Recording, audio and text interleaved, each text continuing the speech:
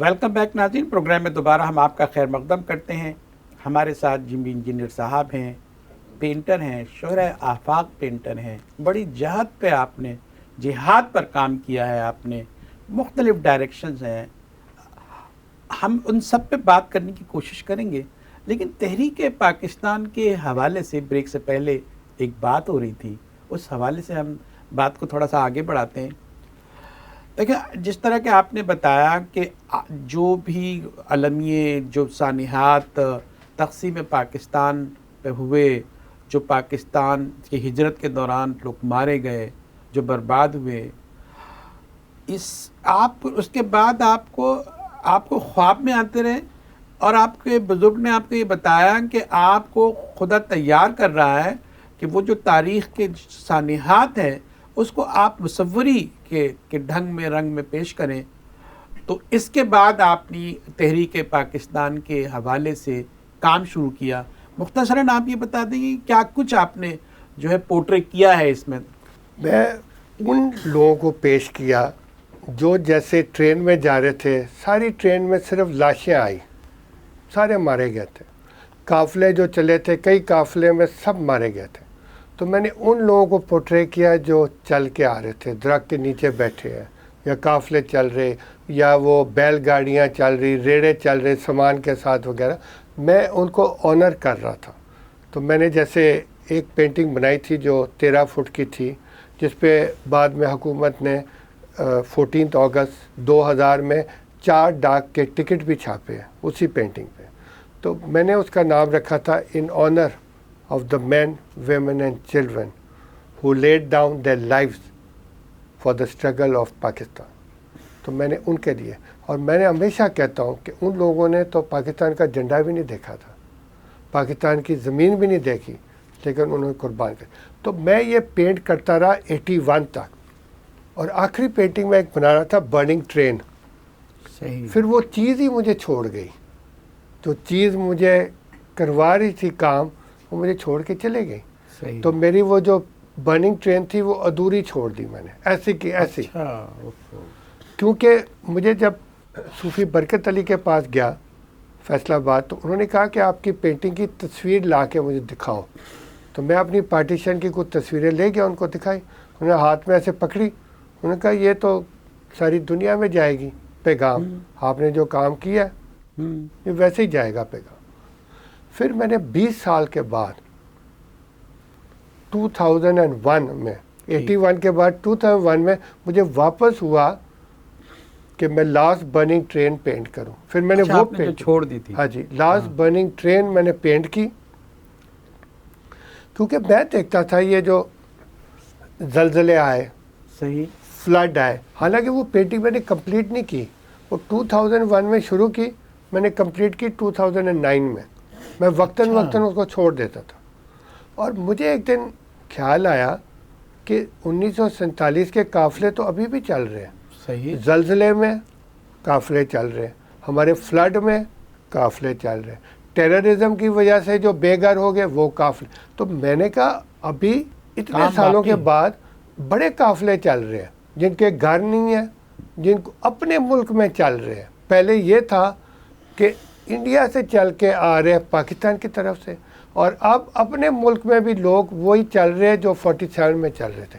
تو میں نے اس لیے 2009 میں جا کے وہ پینٹنگ کمپلیٹ کی۔ تحریک پاکستان کی، پاکستان موومنٹ کی آپ نے پکٹوریل ہسٹری مرتب کی، جی، اور اس میں تمام آپ جو مناظر آپ نے دکھائے ہیں، برننگ ٹرین دکھائی، جلتی ہوئی ٹرین، اور جو آخری ٹرین آئی تھی جس میں مسلمانوں کو کاٹا مارا گیا، اور نہیں میں نے زیادہ کاٹا پیٹی پہ نہیں پینٹ کیا، کیونکہ آلریڈی قوم ڈپریس تھی، تو میں زیادہ ڈپریس نہیں کرنا چاہتا تھا۔ حالانکہ اکراس دا بارڈر انہوں نے ساری پینٹنگ ایسے ہی بنائی ہے کہ مسلمان آرے سے کاٹ رہے اور یہ کاٹ رہے، میں نے ایسا نہیں کیا۔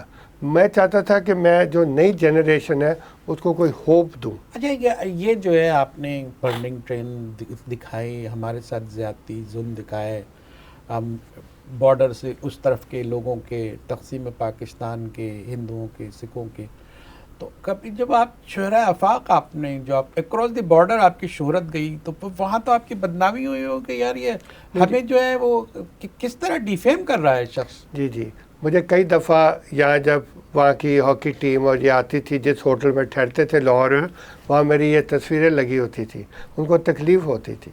انہوں نے کبھی احتجاج تو کیا آپ پہ؟ وہ کبھی کبھی وہاں کے جنرل مینیجر کو کہتے تھے تو جنرل مینیجر کہتا دس از ہسٹری، یہ یہیں رہے گی، دیٹس اٹ. تو بات یہ ہے کہ تکلیف تو ہوگی.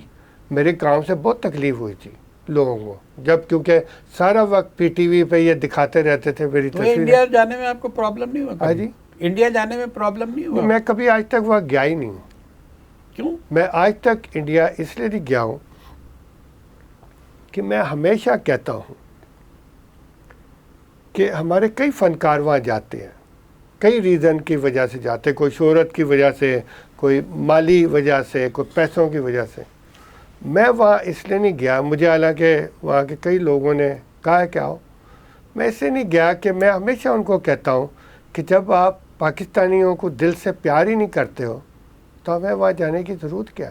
ہم یہاں رہ کے. یہ تو حکومت کی بنیاد پہ یہ نہیں، نفرتیں عوام کی لیکن آپ کو تو عوام تو بہت جاتی ہے. دیکھیں نا، میں آپ کو ایک مثال دیتا ہوں. جب میں نے 2000 میں واک کیا تھا، پیس واک، تو میں نے انڈیا کا فلیگ چھاتی پہ لگایا تھا اور پاکستان کا فلیگ اس کے ساتھ تھا، اور میں اسلام آباد سے چلا تھا.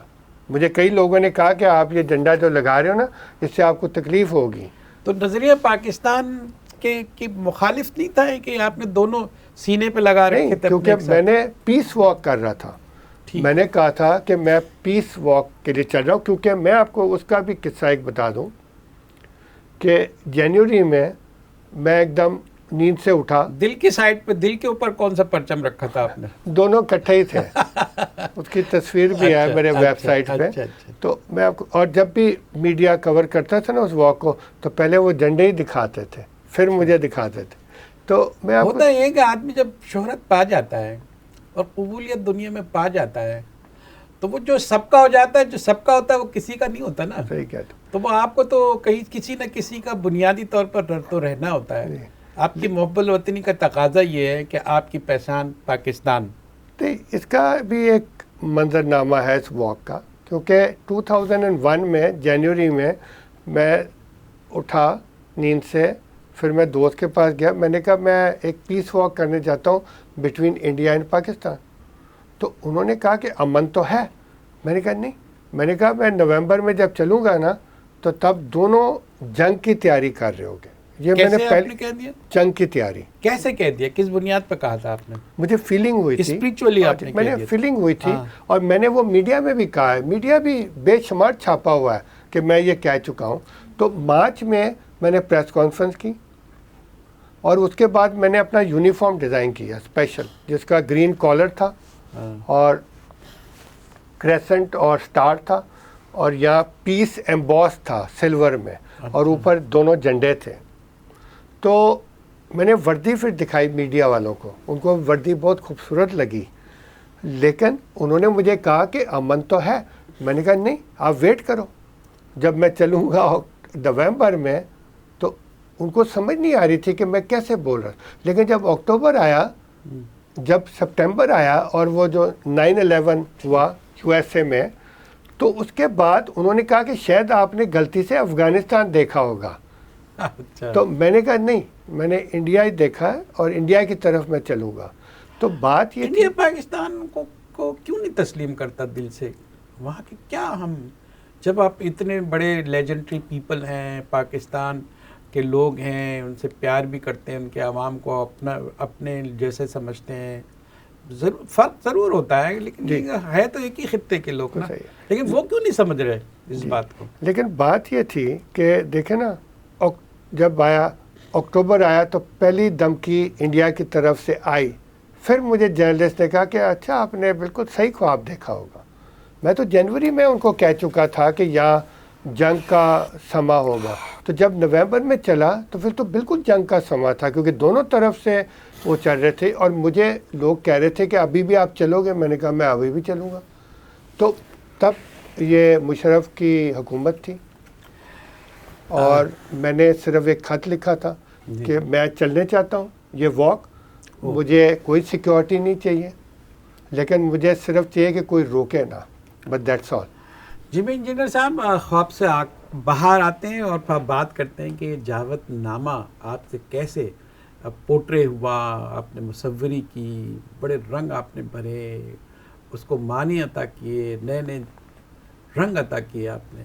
ایک ناظرین ایک چھوٹا سا بریک لیتے ہیں، اس کے بعد علامہ اقبال کے جاوید نامے پر بات کریں گے جمی انجینئر صاحب سے، ہمارے ساتھ رہیے۔